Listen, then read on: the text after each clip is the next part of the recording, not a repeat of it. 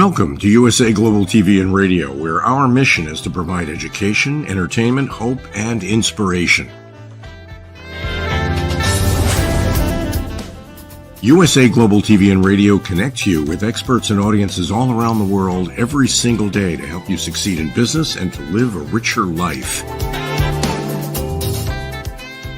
Visit us at usaglobaltv.com to learn about career and life-changing training and mentoring programs like the Listening Mentor.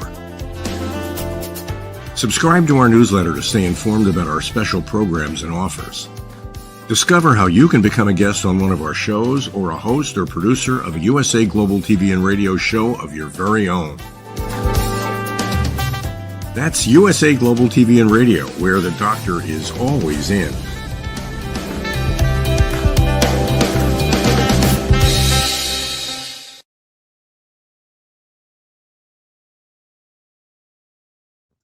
Howdy, y'all. Reverend Laughlin here. This is the Corner Bookstore on the USA Global TV and Radio Network.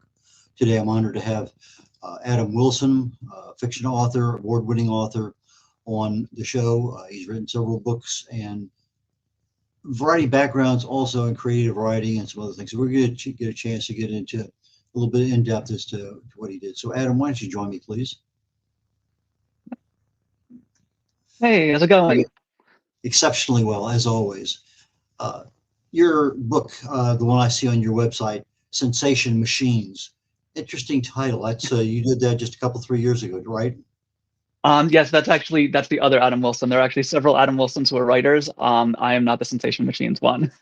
I get that a lot, though. Yes, I have this problem a lot when I go in there and I look somebody Adam Wilson author, and I apologize for that. So you're the comic. I am, yes. Okay. I saw your website too, or I saw some information on you. So let's not worry about the other Adam Wilson right now. And we're just going to concentrate on you. So I'm going to have to wing it a little bit here. So why don't we begin with what prompted you to start writing, and then we'll start with your history of writing and go from there. So tell us a little bit about Adam Wilson, and we'll go from there. Awesome. Yeah. I started writing back when I was in college. It was something I'd kind of just done casually, growing up all my life. But I was writing specifically for comics. It kind of happened by accident with a friend of mine. We were in our senior year of undergrad, and he was a graphic design major. I was pre-law, but I was so burnt out from just my classes and everything that was happening that I knew I didn't want to kind of continue on into law school. So we had kind of one of those late night, we're about to graduate, what do we want to do with our lives conversations. And we really what started out as just this, oh man, I don't know that, it's overwhelming with the whole idea of graduating, eventually evolved into, well, what if we were to kind of do something together? I always kind of have been just writing, whether I was in a band, writing songs, or just writing scripts for, one-act plays that were being done by acting classes in my high school, things like that. So I'd always been writing, but I just had never really done it in any capacity other than as a hobby. But suddenly I had my friend, who was this graphic designer. He was an incredible artist. And we kind of said together, what could we do collaboratively that would be fun? Because if you have to work with your friend, work with the people that you want to work with. And so we came up with this idea of, why don't we just start writing comics together? Why don't we start just doing something and see where it goes? So we wrote a couple of mini comics. I wrote them, he illustrated them. We printed them out in the school's computer lab and stapled them together on my dorm room floor. And then we just, went around to local bookstores, comic shops, started selling them. And we did a few. It kind of didn't last that long, but graduation kind of came, and that was when we kind of started to lose the momentum that we had. But I really loved that collaborative working with an artist, kind of putting together an idea and having it take shape in this sequential media form. And so even though I stopped working with him on the projects we were doing, I kind of really decided that I want to keep going with it. I wanted to write more. And so I just started looking online, finding different people who were also interested in the same thing and connecting with them. I started writing short stories that were getting published in anthologies, taking on editing jobs for different companies, small presses who were looking for people to do comic editing. And before long, I kind of wanted to do something really a bit bigger. So I wrote a script for a graphic novel, and I shopped it around to a few different artists to see if anyone was interested, and I had a couple like starts and stops, but then eventually I found someone, a guy named Franco, to work with, and he did an amazing job. We submitted it to some publishers, and they picked it up, and that was kind of like the first big piece that I got published. It was a young adult graphic novel called Brian and Bobby, and it was this whole idea of these two kids that were in this superhero world, one of whom was kind of born with superpowers, but no one really noticed because he came from such a big, loud family, and he was this very quiet kid. And then the other character, Bobby, was the daughter of a superhero who everyone had such high expectations for, but she was just a regular kid, and she was kind of stuck in this world where everyone was just kind of like waiting in anticipation for her to do something, and she was never going to do anything.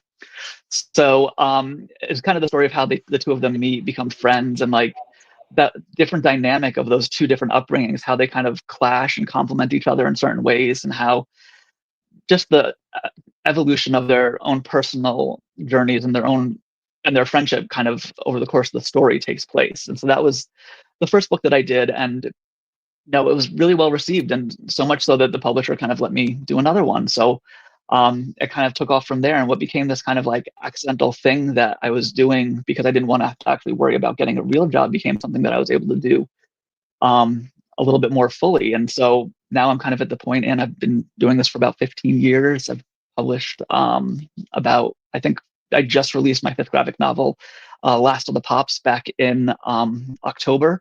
And I'm also working with my wife. We have a small press publishing company that we do together where we publish graphic novels. She's a fiction writer, so we do fiction, we do essay collections, things like that. Interesting. Where do you all go to college? The college, New Jersey. It's based at Central New Jersey, not too far from Princeton. And you're still living in that same area? We are, yes, yeah. When my wife graduated, she had gotten a job as a writing professor there, so she was doing that until we transitioned over to doing Read Furiously. Okay, so when I saw on your information that you put in when we were backstage, author Last of the Pops, and that wasn't one of the ones that connected with the other Adam Wilson that I had. Okay, fine, he's written a new book, but he didn't update his website. Okay, we get that. Not a problem. So anyway, I'm glad we get that all cleared up. I have a direction to go in, and you got it started out here. So 15 years, and was your degree in graphic artistry or anything like that, or is that just a talent you picked up over time? No, my degree was pre-law, but it was something that I just picked up over time. Like growing up, I'd always enjoyed writing. I think I wrote my first movie when I was like in 3rd grade, and then I had my parents and my friends act it out in our backyard. And then I was writing for the literary journal in our high school. I was in bands all throughout college and high school. I was writing songs and things like that. And so it was one of those things that I'd always just kind of done in passing and never really thought too much of it until I had that conversation with my friend where it just kind of a kismet moment happened, and we both were kind of like, let's try this, and it stuck. Okay, so your writing started very early, a variety of things. You've kind of honed in into the I'm not going to say comic, graphic aspect of that. We've had, I think, one other illustrator on the show over time. So you're my second graphic artist, so to speak. Okay, nice. And that takes a lot of talent because it's an interpretation of something that I want this, and I have to be able to convey that, and then you're giving me back and forth. It's a tough job. It really and truly is. So it is, yeah.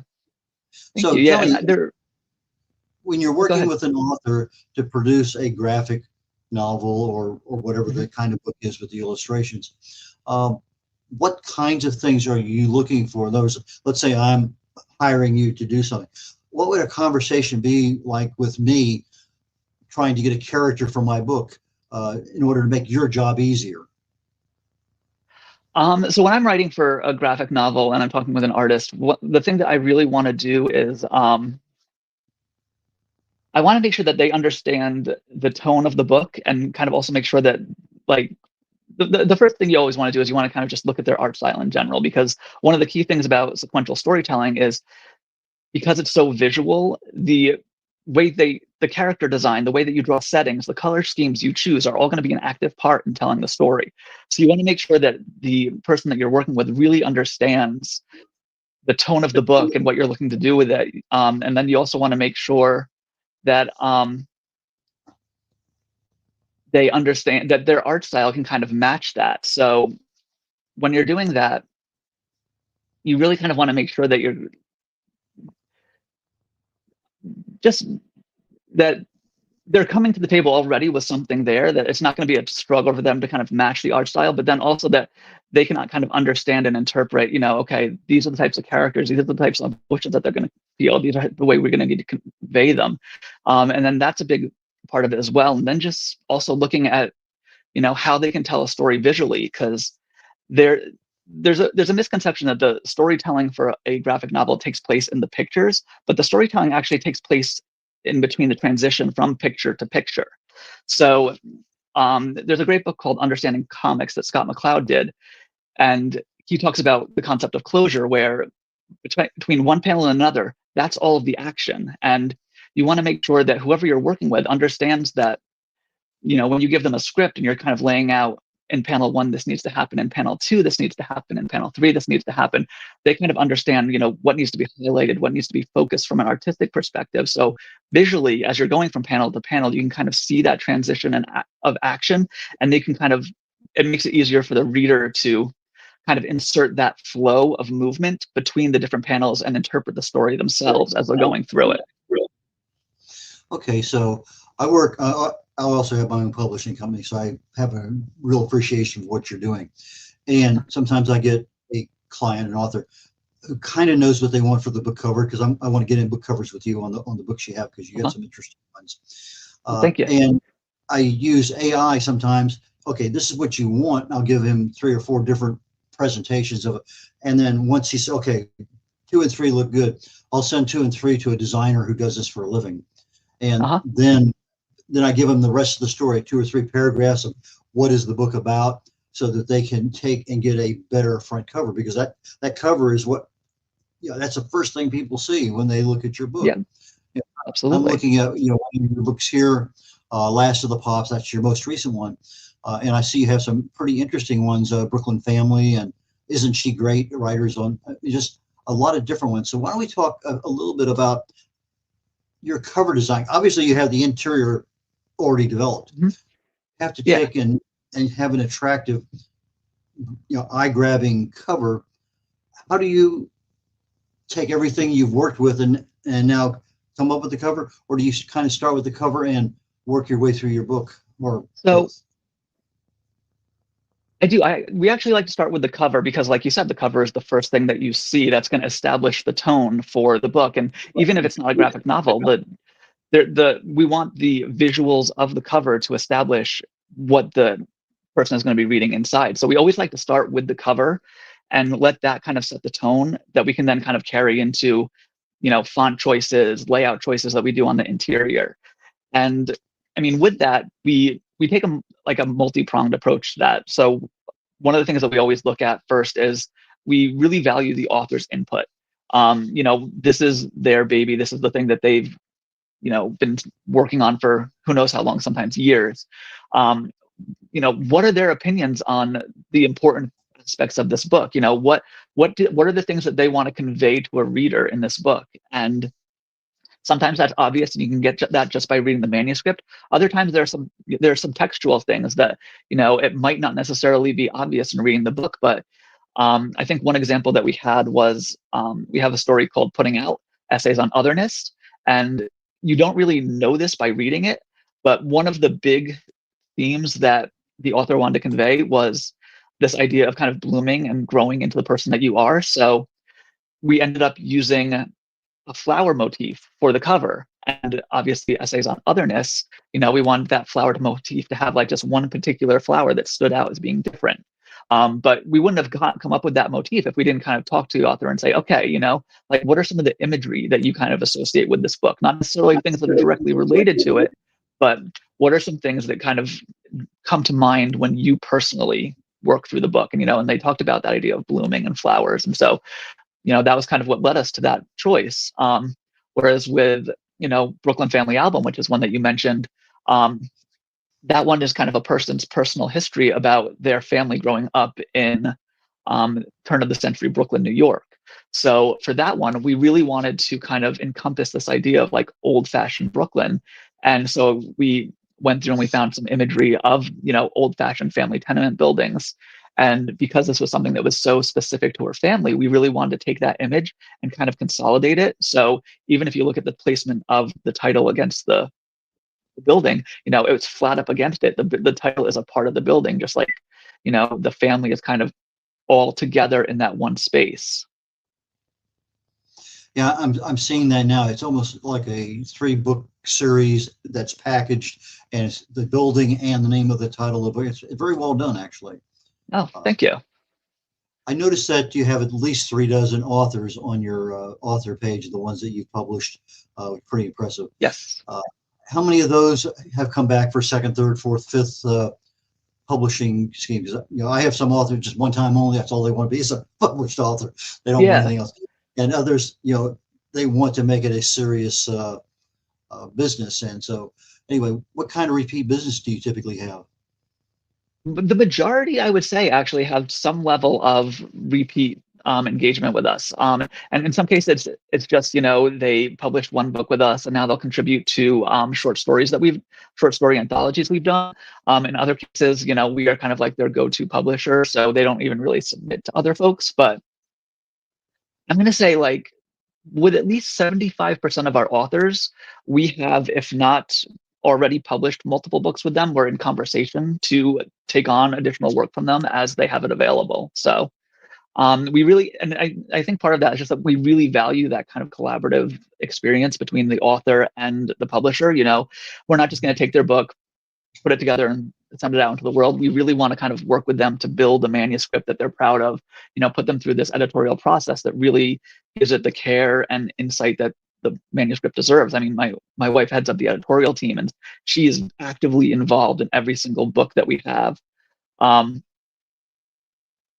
And so she kind of takes even just in terms of oversight, working with the other team members that we have, she is actively involved and has a very rich and deep understanding of every book we publish and every author's goals for those books. And so we're really making sure that we're kind of taking all of that into account and building out these books with the authors who really are going to be happy with the final product that they create and want to kind of do more. Okay, so you as a publisher, do you provide editing and proofreading and other services, or do you just publish only, or what kind of services do you do as a publishing company?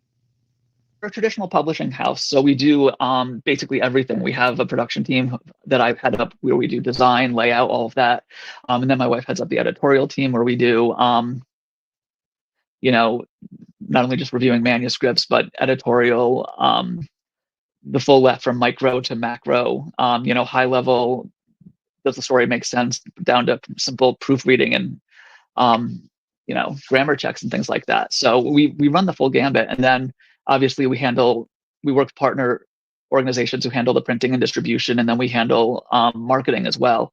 And that, again, that's a very collaborative thing that we do with the authors, because everyone has their own different level of comfort with what they would be willing to do. Like, some people are like, get me a book tour, I want to be in a dozen bookshops and doing signings, whereas other people are like, I'll do a podcast interview, or maybe I'll do a guest post on a blog, but I don't really, their personality isn't the type where they want to be out front facing the public. And so we work with all of our authors to kind of figure out what's the right way to promote their book. And also tonally, certain books, it doesn't make sense to have this big elaborate book tour for a person if that, book doesn't really have the tone that would be welcomed at a bookstore for, a reading or something like that. So, it's kind of thinking of what would be best for the book and what would be best for the author too. Okay, our production engineer has the ability to pull up your Brooklyn Family album. Why don't we pull that one up here and just take a quick look at that? I thought it was pretty impressive for myself. Thank you. Yeah, and this is part of our one and done series, actually. And the nice thing about the one and done series is it is a collection of pocket-sized books. So they're all 4 by 6 inches, literally just about the size of a cell phone, and they're designed to kind of travel with you go. So They're all single standalone stories, all Okay. self-contained, and really high quality storytelling to make sure that it's not going to require a lot of time, but at the same time it's reading.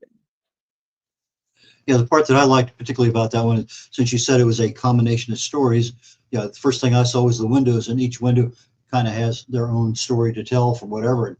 And that just kind of added into my brain as to, well, I kind of really like that. Your latest book, Last of the Pops, why don't we pull that cover up for just a quick second Oh, and sure. tell us about why that one's totally different than the last one, and it obviously has to Yes. be, but tell us a little bit about the design on that and what that conveys to you. Exactly. So, Last of the Pops is an epistolary story that is told from 5 different characters' perspectives. One of it centers around the last days of radio and kind of the final radio broadcast ever, where one of the stories kind of takes place years after. A few of the stories take place before, and some of them take place right in the middle. But so with that, we wanted to kind of capture a whole bunch of different elements in there, and we wanted to find different ways to express them. So, for example, you can see scattered, kind of hidden throughout the entire cover. You can see the different characters, kind of like to varying degrees in the background. But then also one of the big character pieces that we talk about is one of the characters is a graffiti artist who her mother passed away. She's kind of estranged from her brother, who is her entire support system because he's now away at college. And she copes with this through basically going out and tagging walls, spray painting art across buildings in her town. And then so what we wanted to do is wanted to find a way to kind of incorporate, the different elements of storytelling, the different perspectives of the story, and also, the music element, the street art element, where so we had the artists who worked on this, we had them both kind of, again, pull characters into it, but have many of the elements look like something that you might see tagged on a building. So all the guitar, the just graphics are all kind of things that you might see in someone's graffiti tag.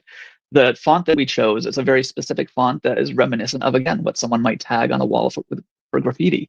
And so we tried to pull that together and make it look a little bit chaotic, kind of like you might see on a passing train. Because in the story, there's a piece about how graffiti on a train is kind of similar to a song being broadcast over the radio. Because when someone tags a train, it kind of is just going to head out across the landscape. And the person who tagged it doesn't really know what's going to happen to it. But there are going to be people along every single stop of the way that see that train and see that tag, and it will leave some kind of an impression on them, whatever that may be. And in the same way, radio is kind of a parallel to that, where you have people that are broadcasting these songs that they've created over the airwaves. They don't necessarily know whose car it's going to end up being played in, or what store might be playing it at whatever point, but it's kind of going out there and it's just existing in the world, and people are finding it and discovering it. And so we thought that parallel was really, really interesting, and so we wanted to kind of pull elements of that into the cover design. Well, you caught me immediately when I looked at the cover, Last of the Pops, because you had the black with the white, and to me it looked like, as you call it, street art because of, of the way it was done. So that was okay, fine. And then I'm looking at the guitar, I'm looking at some other, and so you kind of, the title is not something I would expect. Last of the Pops, okay, get at least questions going there. But the cover art, that part, I really did. It caught my attention for a minute. Just giving you some, feedback on your story from what I see. You mentioned trying to help your customers from your publishing company market their books. So it's a typical question I ask if you were just an author only. I say, when did you start marketing your book? And most of them, if they're brand new, it's I waited till the book was done and then they started marketing. I try to get my clients to market as soon as they are starting to write the book. So you got two trains going down parallel tracks, and you're not worried about. Now you have an accountability issue because you're telling people you're having a book. And if you don't tell anybody, well, there's no accountability. Nobody knows. and you have that extra year you can write. So, how do you help your clients with their marketing, and tell us a little bit about that? Yeah, I mean, with each of our authors, we really try and focus on a 6 year, or no, I'm sorry, 6 month plan, because we want, like, we've experimented with a few different scenarios over the years of kind of like a small ramp up leading up to the release, a much longer period, like you talked about, where we're talking about the writing process, the editorial process. And one of the things that we found is if you go too long, people get burnt out, but people also lose interest. But if you go too short, it's not really enough time to build up that interest. So we found that about 6 months or so is a good window because it's enough time to introduce the book, offer some teases about what it is, what it's about, have some people start reviewing it, getting blurbs and things like that, and then ultimately doing a gradual build to when the book is actually ready for release. That's when you kind of have what we call the book birthday. It's the official day of the book release. And then from there, you can kind of build on whatever momentum that you've gathered over those 6 months and really kind of continue that on. And we always say that marketing is a marathon, not a sprint.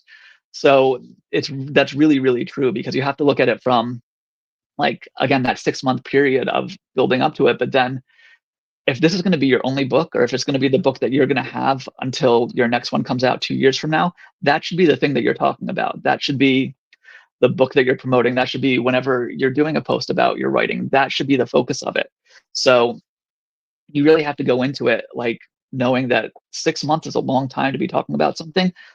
And then afterwards, you have to keep talking about it as well. And I think that's one of the things that we try and stress with our authors, because a lot of them, it's like they're totally open to doing all of the prep work leading up to the book, and then it's kind of like the book is released, it's this sigh of relief because it's like, yes, this is done, this is out in the world, it's awesome, it's amazing. But then it's like, now also the real work begins, because now you have to kind of keep it in people's mind's eye. You have to be there engaging with bookstores and getting people who might not have heard of it before aware. So it really is that long-term commitment that you have, along with just the upfront, everything leading up to the book's release. Okay, so on the book release, you have a certain amount of events that happen there. But as I'm looking at that marketing deal, whether it's social media or other kinds, one of the things that seems to be a question in most new authors: what do I charge for the book? You know, what's the price? And do you have any marketing strategies? Obviously, we have Cyber Monday and Black Friday and all the rest of that stuff coming up. But for somebody releasing a book in March, is there something that you recommend to them on setting a price, or do you have a formula you use for the particular type of genre, or what? We do. I mean, it's a lot of it is based on the overall costs of the book. Like, I mean, because with book printing, obviously the page count, color, black and white, all of those things factor into how much a book is going to cost to print. But then we also have to look at, like, how much are we putting towards the marketing? How much is the author willing to do on their own? How much are we going to be taking on as the publisher? And we kind of factor all of that into it as well. And then from there, we kind of build out a number that will still be reflective of the overall industry, but also kind of make sure that we're not racing to the bottom, I guess you could say. So, we take all those things, those factors into effect, and we usually, I mean, our prices will vary. We try and have some consistency in different types of titles. So, for example, the one and dones, we through the first 10 volumes of the book that we've done, we kept it at a consistent $9.99. Now that so much has changed in the past 10 years that we've been publishing, we are probably going to have to increase the prices going forward, but we're going to try and keep them consistent again, so that there's, it's a known thing. A one and done will always be this amount of money. But again, it's dependent on, how much is this book going to cost to create? How much are we going to have to invest in terms of, manpower? Because, like I said, we're a traditional press, so it's not something that we charge for our services. It's a situation where we're going to put in all of this work up front to make sure you have the best book possible. And then when we want to make sure, once the book starts selling, that, all of that effort that we put into it, that the author put into it, pays off in the sales of the book. Okay, so you do ebooks and paperbacks. I'm sure that's a standard for most. Do you also do Yes. hardcovers and audiobooks or anything like that, or do you contract that out? We don't do hardcovers. We for a few different reasons. From a sustainability perspective, we don't believe in hardcovers because um, they're much they have a much larger footprint to produce, and they are more difficult um, to store and maintain. So it's adding unnecessary waste into a process where there's already a lot of resources being taken up.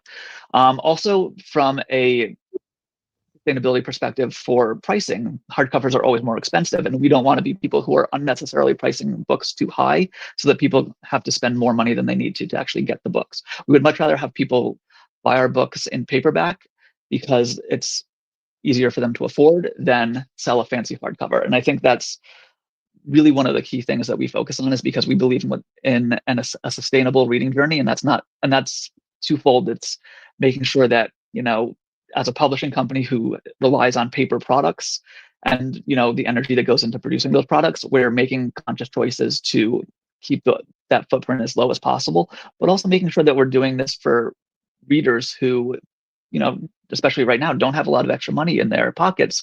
We're making sure that we're not leading them dry on every single book so that they can afford to pick up with as many as they may want to. Okay, the sustainable reading thing. I noticed on your website, which is readfuriously.com, if I remember right. I don't know. Yep, that's anyway, right. Yep, that's you had a thing called Sequential Underground. Talk to me a little bit about that, because that kind of captured my attention as I was plowing through your website. Okay, what is this? Yes. So, and this is something newer that we've actually done.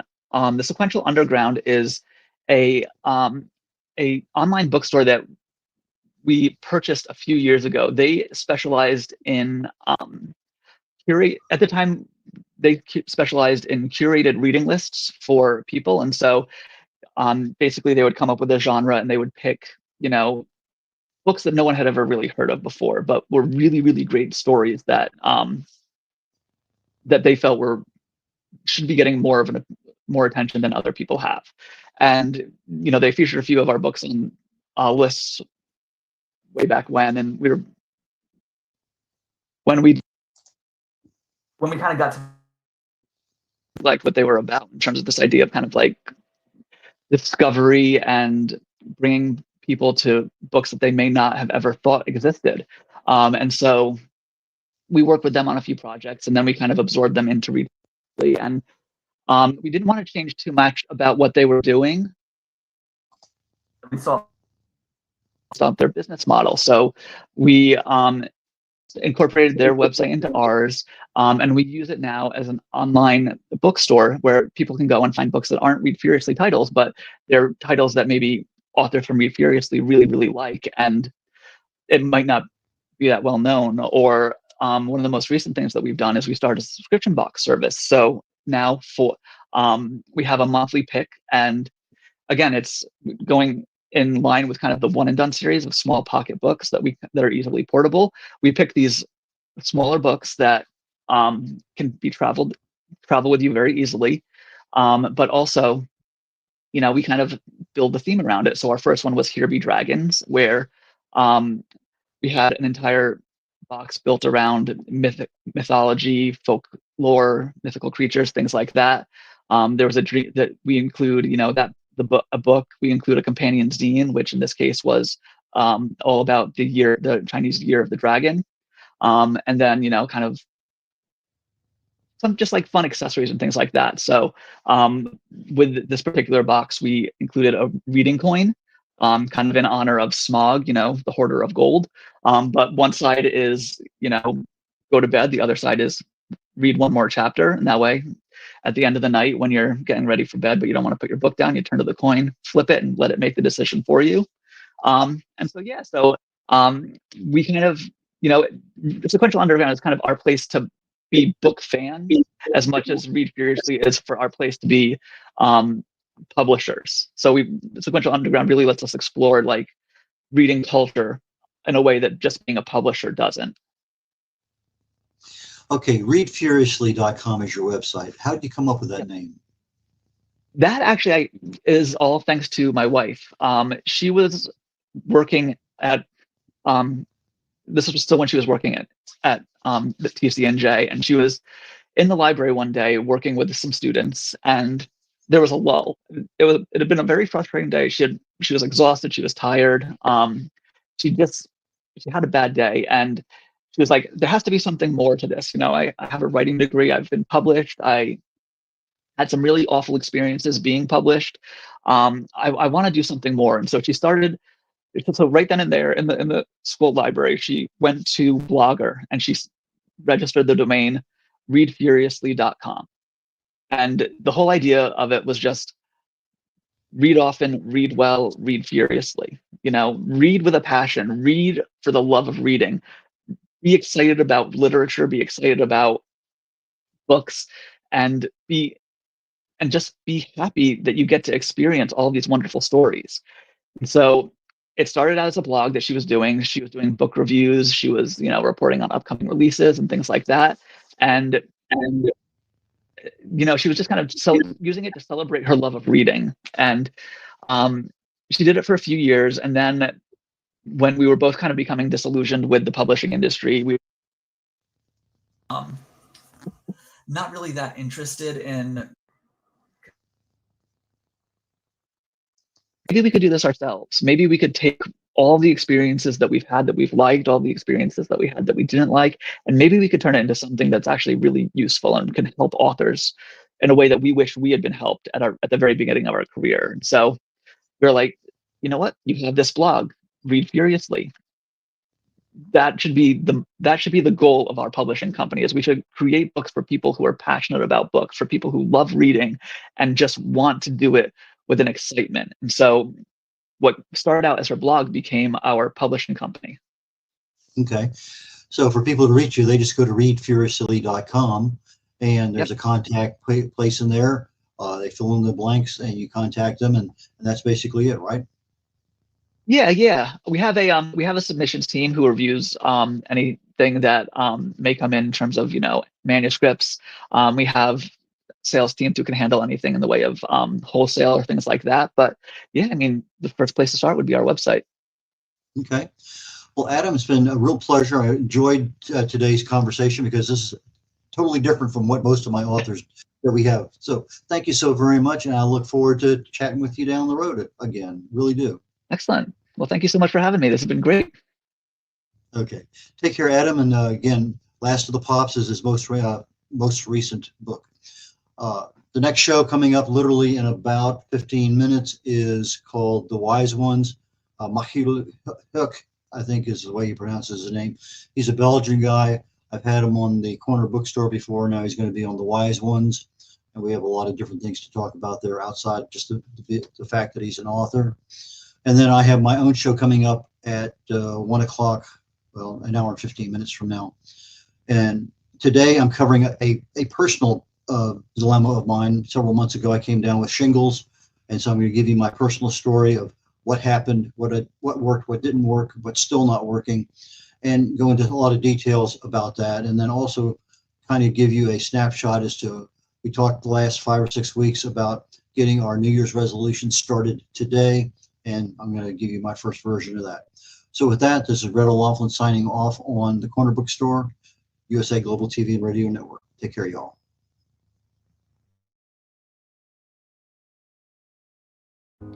I just can't take it anymore. I am so tired. I am so frustrated and burnt out. Why won't anyone listen to what I have to say? Yet I look on social media and everybody's smiling and having a great time. Meanwhile, I feel totally alone with my world rushing by. Guess what? Great news. You have a choice. You can change the dynamic by learning how to listen at an elevated level yourself through the power of listening educational courses.